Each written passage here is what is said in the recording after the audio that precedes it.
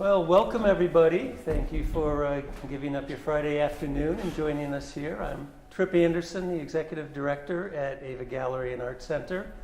And we are thrilled to have you here to be launching this exhibit today and to have Michael here to tell us about all these wonderful pieces. And thank you, Michael, for sharing your heart and soul with us. I will introduce Mila, who will introduce Michael. Mila Pinnigan is the genius behind setting all these things. She's our exhibition manager and has spent long hours this week hanging and lighting the show for us. So without further ado, Mila Pinnigan. Thank you, Trev. Hi, everybody. What a beautiful sunny day in the galleries, isn't it? So it is my pleasure to introduce Michael St Germain. Michael works from his studio in Newton, Massachusetts. He holds his bachelor's in fine art from the Massachusetts College of Fine Art in Boston. Michael has had 6 solo exhibitions, and this is the first one that's outside of Massachusetts. So we're very excited to welcome him here to AVA. And without any further ado, I'm sure we're all just really excited to hear what he has to say about his work. It's been a lot of fun in this space. As you can see, these shapes are all so playful and yet sophisticated, and working with the light and bringing out the textures in each of the sculptures has just been a lot of fun for me personally. So I hope you all enjoy the show and enjoy the talk. Here's Michael. Well, thanks for having me here. When I first came up to visit the space, I walked in, I was like, oh my God, this space is like such an awesome, beautiful space. It really is. And then I looked around at the kind of quality and the attention to the detail for the installations. I was like, this is great. So I've been painting and sculpting for 30 years. And I'm going to talk about making art today. So part of my process is that I make rules. So I make rules and I follow rules, and this helps me make my art. Now, it might seem a little strange, like art's is wonderful, amorphous, infinite, expanding entity. So like, why would someone use rules, to maybe slow things down? But I look at it like this helps me kind of focus my attention and my effort. And, it really is a temptation to dig a little hole here, scratch the surface there, dabble there. And I really try to avoid this because I really am trying to dig deep with my art. Even if I get nowhere, if I come up with nothing, it's still something that I need to do on kind of a visceral level.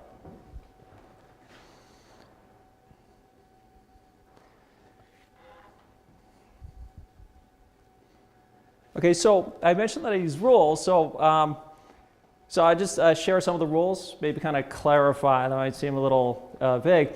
So my rules are pretty simple, pretty minimal. They're like constraints, like parameters or perimeters. So if we look at this piece here, my rules were basically like the freestanding sculptures.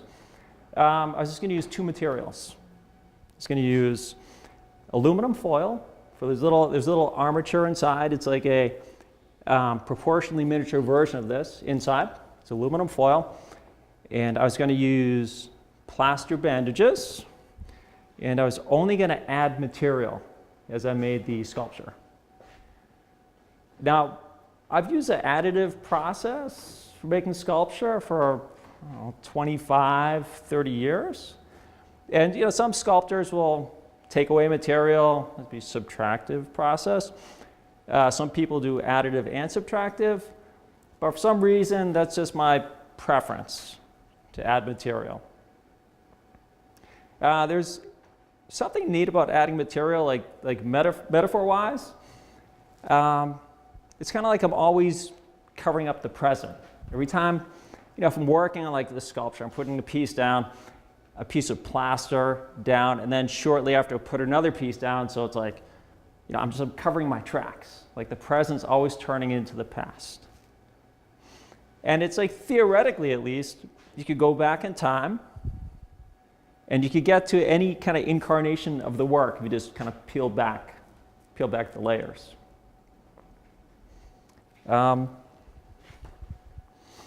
So even though I'm using that kind of additive process, the overall trajectory of my work for the past 30 years has been reduction.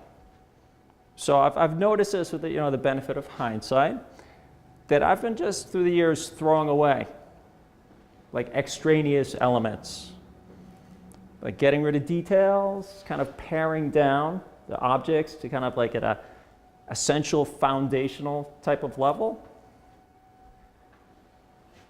Now this presents some challenges working in a reductive manner, because when you start throwing away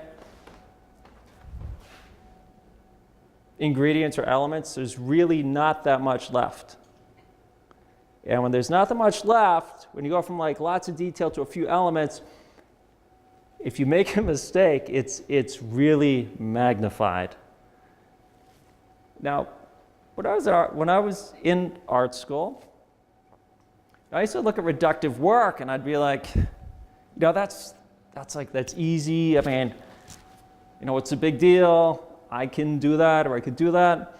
And I did do this, but it took me 20 years to figure out through trial and error, like how to do this.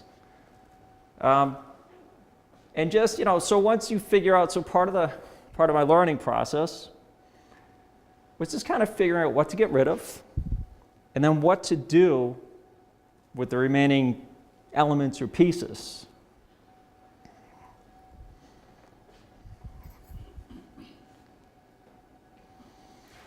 I noticed this recently when I was thinking about what to say in this artist talk.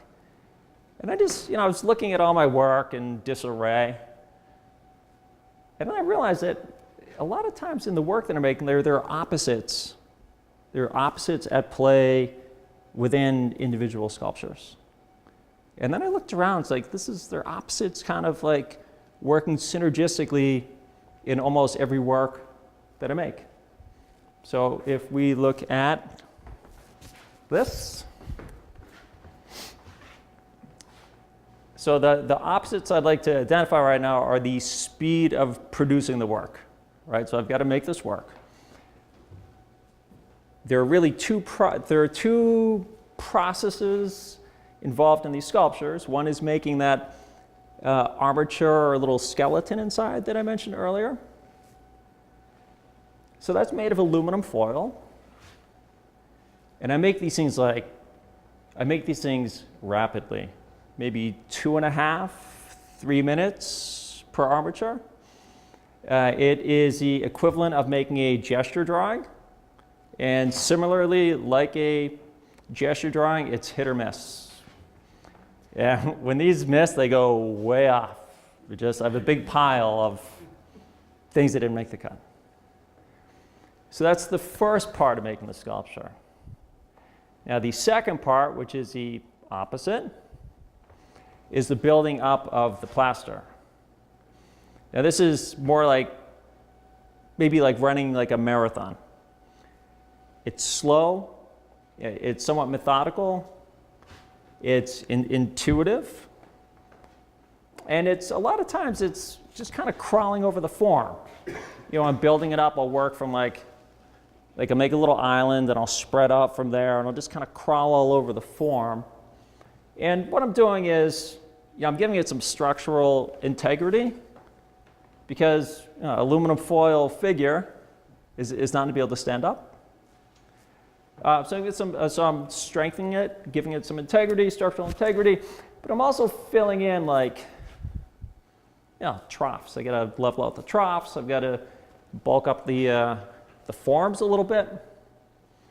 And if there are any peaks, I got to build up the plaster so they're not really peaks anymore.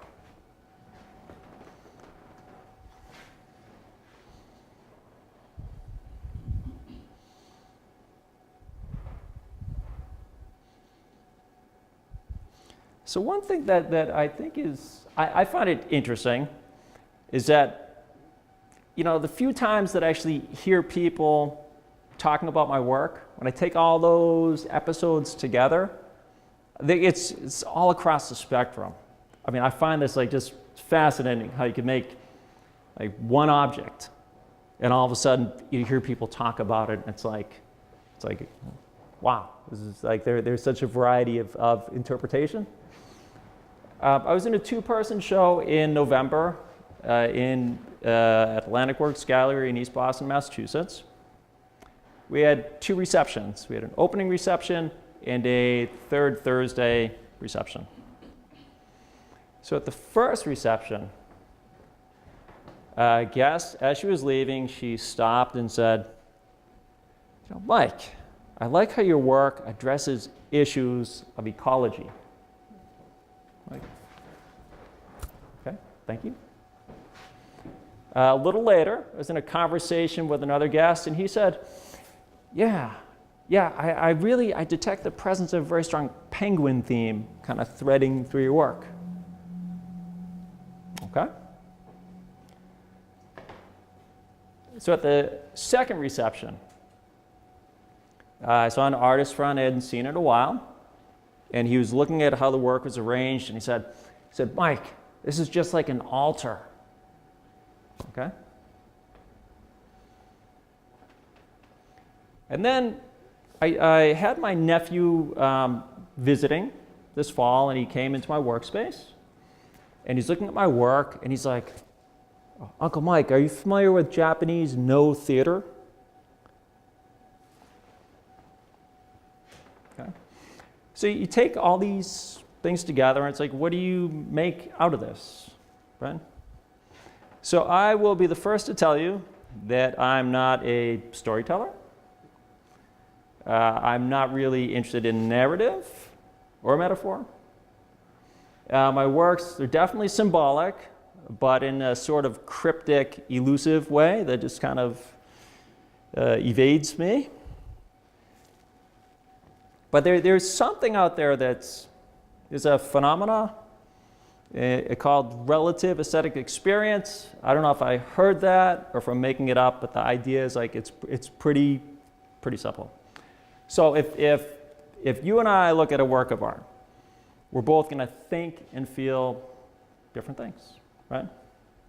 Now, irrespective to wall text or things you read in a book or pamphlet, I submit to you guys that if you can kind of like embrace that personal relationship to work of art, that it can actually motivate you to take action in the world. Like an example would be, about 5 years ago, I was at an Open Studios event. So in the hallway, I see this artist with a big easel and a black blank canvas. And he's getting ready to take some white paint. He's just starting to make calligraphic marks on it, and I'm looking.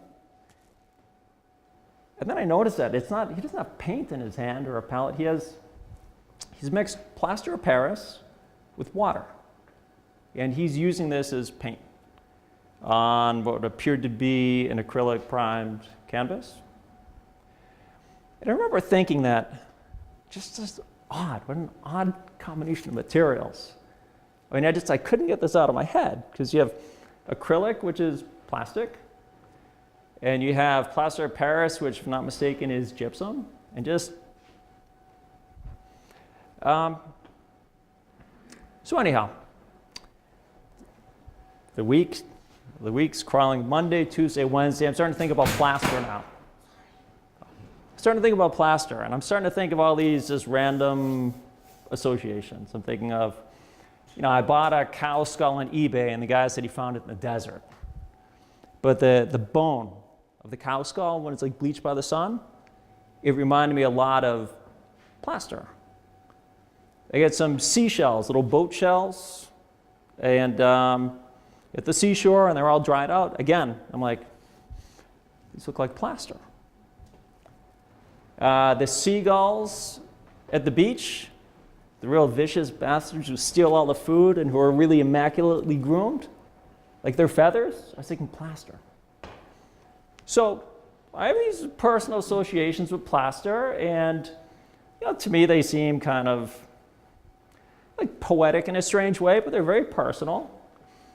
And just because of that, like seeing that guy with the plaster, thinking these kind of fuzzy thoughts, I'm like, yeah, I'm going to bring that into my work. I'm going to bring plaster into my work. And here I am with a room full of plaster objects.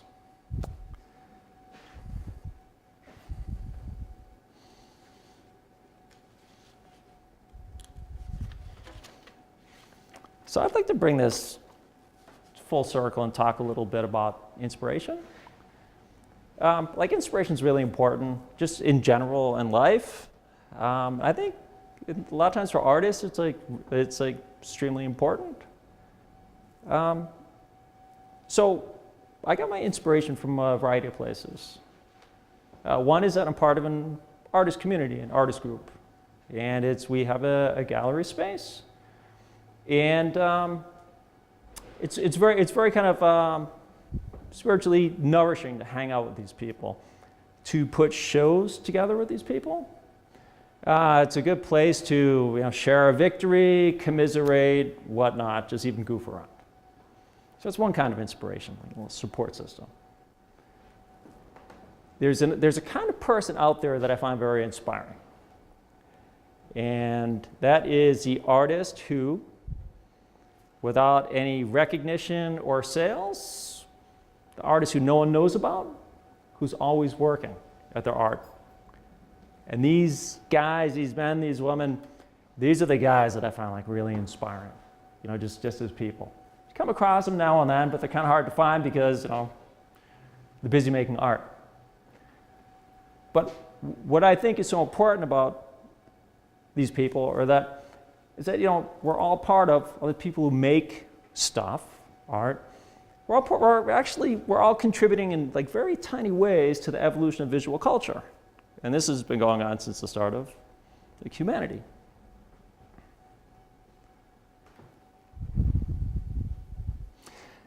So now on a more kind of practical level for inspiration, right? I've taken care of the inspiring part of inspiration, but in a very practical sense, like I'm an artist, I need to see art. I really need to see art. It's like really important. I read a lot of art criticism. I go to museums or galleries once a week. I'm fortunate to live near 2 art historical comprehensive museums. And I go in for like an hour a week, and I just go wandering. I walk in, feel out my mood, and I know the museums well enough. It's like, all right, I'm going to do 17th century Dutch today, or I'm going to go to ancient Egypt. And just wandering through these galleries, I used to make it a point, and maybe it's a little arrogant. I'm like, I'm never going to read the wall text. I just need to see the artwork. But then after a while, I'm like, well, I should probably read some of the wall text, so it's not so, like, everything's so personal. But most of the times I wander, and after 30 years, I'm not so much trying to as much as just intuitively cultivating like a bird's eye view of art. And it's great in a museum because I see famous people, I see like anonymous people. I can go to the Far East, I can go south, I can go everywhere. And just wandering around, I really think that even subconsciously, that this is helpful. Even if I'm missing the meaning of everything and got my logic all messed up, my interpretations like wrong. So I do this because I really believe that this kind of comes out in the work somehow.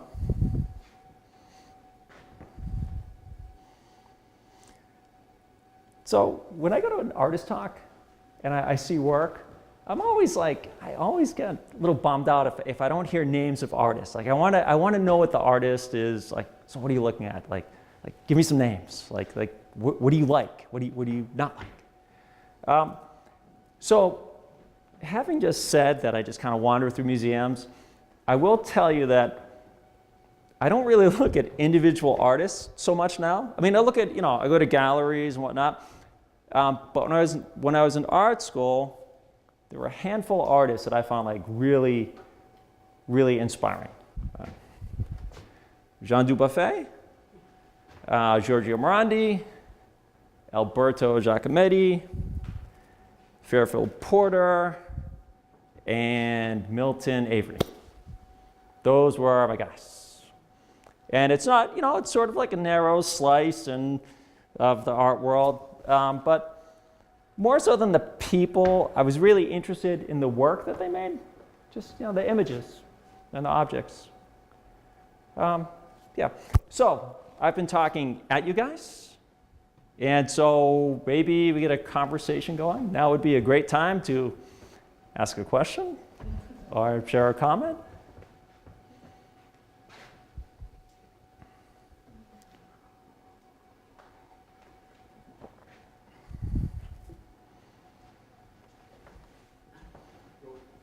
Okay. What was the last exhibit that you saw that you were inspired by? Oh yeah, this is a really odd one. Let me think if I remember the artist's name. Millet, I can't remember his first name. The French painter of peasants and farms and whatnot. I'm not a big fan of Millet though. I want to say Jean-Francois Millet. Not as a painter, but I realized when I saw his pastels in the Museum of Fine Arts, Boston, these things were spectacular. My goodness, I'd say the best thing I've seen in 2 years. Now, just to maybe paint a little picture here, what was so surprising was that his pastels were the size of paintings, right? And when you're looking at his marks, they were infinite, and they were specific, and they were dramatic. Plus, a lot of what he drew with his pastels were these kind of nocturnal kind of moon scenes. And it just required like a lot of subtlety and a great sense of drama. I could not get over seeing this stuff. I'd go as far as to say that after seeing these pastels, I thought he was a horrible painter. Comparatively, right? Yeah. Great. Oh, yes. And what kind of artwork were you doing before you discovered plaster, which was just 5 or 6 years ago? Did you say 5 years? It's a little fuzzy recollection on my part. But there was yes. So there's some artwork that kind of was connected to this. Right? I was finger painting for years, and I was trying to make these paintings that kind of looked like mud. So if you saw one of these paintings, the idea was that I wanted to accomplish a couple things. I wanted them on a cursory inspection to look boring. But if someone was willing to spend 5 seconds, they'd realize that all these complementary colors, they wouldn't think complementary colors, but they'd sort of glow.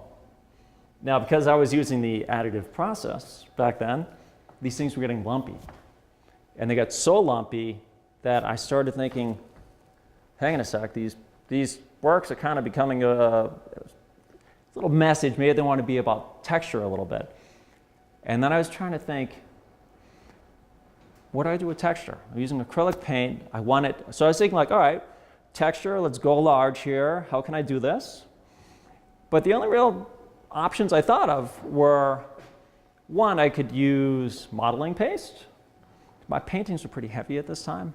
I had to move, because I'd put them on a table, and I looked like a guy typing. I was fluent at typing. I'd be putting my paint on, and they just get thicker and thicker, but I started putting these things down, they'd be sagging. The acrylic, because they're plastic sags. So I had to put them on boards, which increased the weight. My paintings just got to the point where if you hung them up and you didn't hit a stud, you'd be looking at them on the floor.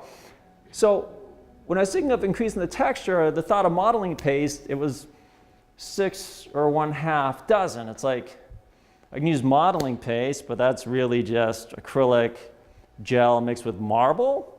And I don't know the weight of marble versus pigments, but I'm thinking that marble sounds kind of heavy. So that was, and the other thing about acrylic was, I just kind of observed that that it doesn't really keep its shape. Like you don't just build it up into mountains and you have mountains forever, like rigid mountains. It kind of like droops and sags and all this stuff. So that was one of the ways I was thinking I could build up texture. And the other way was I thought I could, I'd seen artists like bury objects in the paint, like little plastic balls or like cotton batting, and then just cover it with paint. But just this is one of those situations in which, I perceived that so much of what I was doing was about like physical presence that it just felt like I can't throw a little illusion in there. Like I know I could, but it just felt like, ugh, I don't want to do that. And then I stumbled onto this plaster story thing. And so all of a sudden, I was thinking that, I'll make plaster panels and I'll put paint on them. And that's like, well, hang on a second. If you put paint is just it's like a skin of color. That's what I was going to be doing. Like, well, if it's just a little skin on top, why not just use light? And so light kind of took the place of paint, and here we are in a white room with white objects on white pedestals. And, yeah. Did you light these things yourselves? No. Okay. Did I light them? Yeah. Mila did. She did a splendid job, because lighting these things, I'm not just joking. Because these things you can kill these things with improper lighting. You can make white on white against white. You can literally destroy a work. And when Mila kindly offered to do the installation, I've always had a hand in the installation, but I thought it would be good to not be such a controlling guy, and I'm like I'll take her up on that. And then I was talking to artist friends. Said, I think it was a good decision, right? I feel like a little nervous. I don't know. I got to go in early, check it out, and then I got here and I'm looking like, all right. I'm like, I get some warm light and cold light, and then Mila's like, yeah, do you see the varying the light? I'm like, yes. So I was very happy with how it came up, because last time that I did lighting for a show, I had 7 or 8 pieces, and my knowledge of lighting is strictly through trial and error. I spent 6 hours. And there was a little difference in terms of resources with lights, but going up the ladder, changing the bulbs, and trying to figure out temperature and the whole bit. Because the way the light hits these things can totally change the way they look. Oh yeah, and absolutely. And that's one of the, Like that one from here anyway, against the darker wall, parts would just disappear, and then you have bright parts floating. Just a substantial difference than another way you might have lit it, or something like that. oh yeah. But now that's one of the appealing things about plaster that I really like, is that it's almost like some type of a barometer for light. Because if you see one of these in a shaft of sunlight, it's got this like drums, this drama. You can have something really dramatic, also this thing big flash of white against black. And then even this if you have a cloud cover, quilted cloud cover, and then it becomes really ambient. And so much of it has to do with just the material itself. And that's what I like about plaster. And I was actually also curious, I'm all right, I'm going to see it in the daytime. I'm going to see the lighting in the daytime, but how's that going to be affected by, when it gets dark out? So I was thinking of all this. So it forces, just by working with plaster, I've become a lot more sensitive to ambient light. Do you have very specific lighting in your studio, something like that or that, or? No, I have horrible lighting in my studio. I have the worst lighting in my studio. I work in a basement, and I have just a fluorescent bulb and a couple just screw-in bulbs. They're not temperature. it's a little bit I take them out into the light, and but I do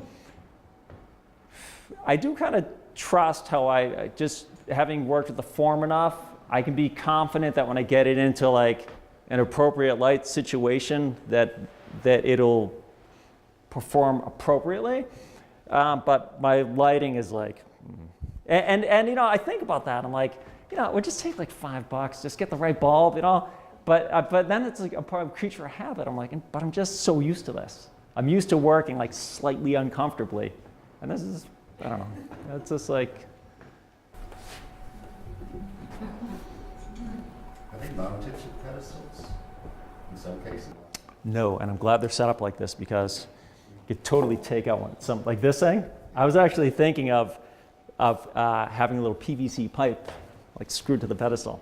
But I try to balance everything out so that my logic is like, if someone like just hits a pedestal. That one has a putty under. Okay, I was like, wow, like it's moving with the pedestal. But I try to make them so that you know, if it's in a house and someone bumps into it, it's not going to topple immediately. But there's this kind of play between the object and you know, sometimes like you get more drama if something thin at the base, and then it looks like it's going to fall over. We try to walk the line so it doesn't fall over. You know. So, like this piece, for instance, when you started, did you know exactly already, or did it just become? It was a little between. So. What did she say? Oh, so with this piece right here, did I have like an idea of what I was going to make, or did it just kind of like unfold? All right, so to put this in layman's terms, I was kind of working with the idea of a stick figure. So you can understand that when I moved from wall pieces to freestanding, for me it was like, all right, I was like, after all these years, I'm like, all right, making standing things in the round, and it was exciting. But I've always kind of walked this line in terms of when I was doing representational drawing. Like I always wanted to like draw really accurately and everything just right. But my real kind of like instinct is that I really want to make something that sort of on first look looks like maybe something real. But when you look at it, it's like it's not really. So it's trying to find out like at what point like forms coalesce and they suggest something. So this was stick figure, right? I sort of remember this one. And then I thought this is kind of funny. It reminded me of like some like watering can thing or a flower. And then this was actually from my junk pile. I had this kind of oval form, and I thought, wouldn't it be kind of funny if you had some arms interlocking with no hands? And then, well, this is kind of an oval. It's kind of like you have that hollow there. And then I was really proud of the kind of like shoes on this, a little straightaway right-angled planks. But yeah, just, you know, realistically what I'm doing is that when I'm making the aluminum foil, like interior, like like intentionally I'm working with like squares or ovals, and I'm just plunking them together. I'm like, I mean, it's almost ridiculous. I'm like, when I was making this, I'm like, oh, this kind of looks like a little watering can. And then, but yeah, that could be like an arm, and that could be like the spout of the watering can. It's kind of stupid. And then I'll put this up, and I'll put this like bowl, this cup on top. It reminded me a lot of like ceramics and pottery and stuff. And then, you know, I'm like, all right, well, what if I just stand that up, and all of a sudden it's like, kind of looks like just some clunky figure. That'd be frightening to see in real life, but there's something in simple forms, when you just start putting it together, that they almost like self-animate. And like that guy over there, this guy who was I guess I can pick up my work if I break it. I'm not enough to paint myself. Is that this started out, it's almost like I was thinking like, why not make like a vase? You know, make like some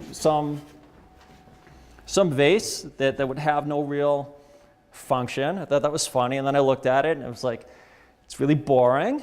I went into my junk pile, and this was like really uneven, so I thought it was destined to be destroyed, which I really did try to destroy it with a hammer. But thanks to making it so thick, I couldn't destroy it. And then one day, I'm like, I had this ball in the pile, and I'm thinking like Fisher-Price person. I put it on top. Then I'm like, it's kind of lame. And then I'm like, I've put like so many hours in this thing and it just sucks. What am I going to do? So I'm like, I'll just put like a nose on it. And then I put the nose on it. I'm kind of laughing and joking around. But it sort of brought it together enough, right? I think it did. But that's just kind of how these things work when I'm making them.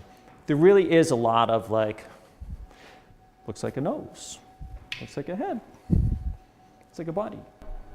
So it's all process. There's never a story associated with that when you're doing it? Yeah, that's all I've got for stories. And the thing is, if I could like wish to have something, it'd be like I'd be able to have some like I'd be a good storyteller.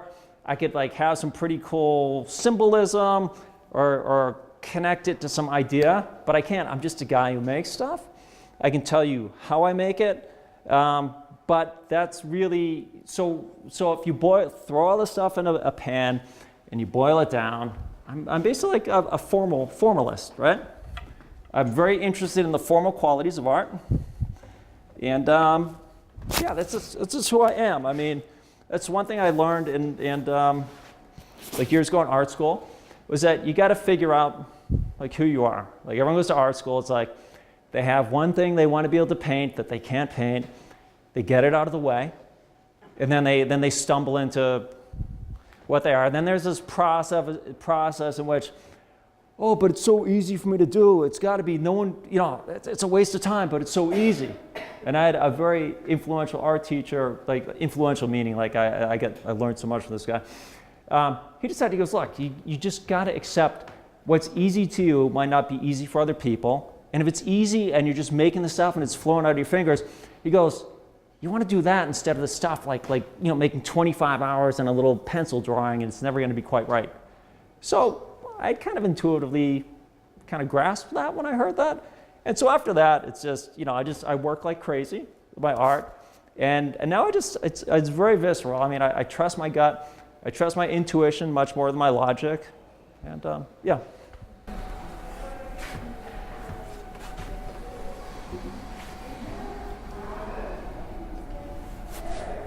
I'll ask another one. Oh, that's great. Hey, keep it coming. It's good. That's why I'm here. Since it's plaster, and I realize plaster dries pretty quickly. Yeah. And if you were working in clay, it dries slowly at first. So if you're working in plaster and you get so far and you don't like the head, for instance, Yeah. you can't just break it off and do another head, can you? I do it all the time. I like to say, though, that it's not all the time, meaning, but it's kind of like, yeah. So it's like if you're making a drawing or if you're making a painting and you save your mistakes and they turn into collage material, it's the same thing. Like all the artists have their junk pile. There's something in here that I destroyed and I found, where is it? It was an add-on. Oh, so here we go. Sorry. This right here, it's hidden in plain sight. This piece, these are all my mistakes. So I had a bunch, these are all on my junk table. This is my junk table without the base. This little bird, that was a horrible bird.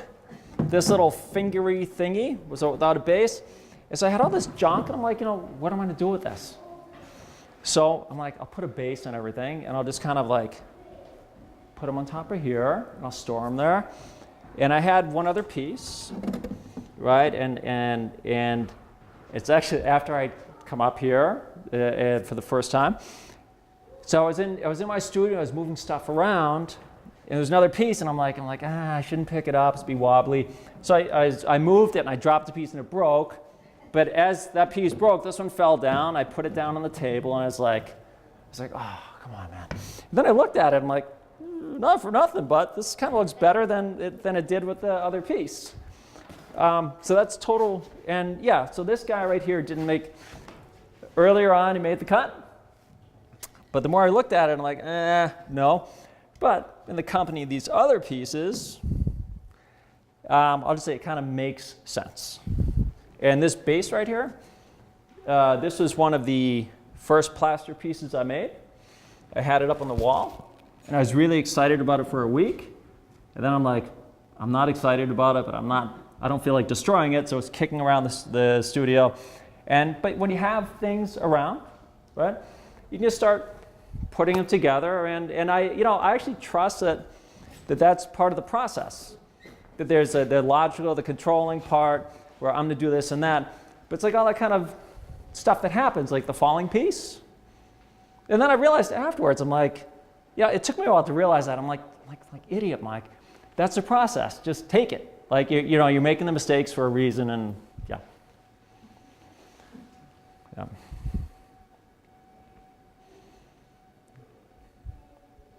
Okay. Any last questions? Guys, thank you for listening to me. I was really nervous about tonight. I practiced my artist talk for about 2 months on my bicycle. Thank you very much. I appreciate it.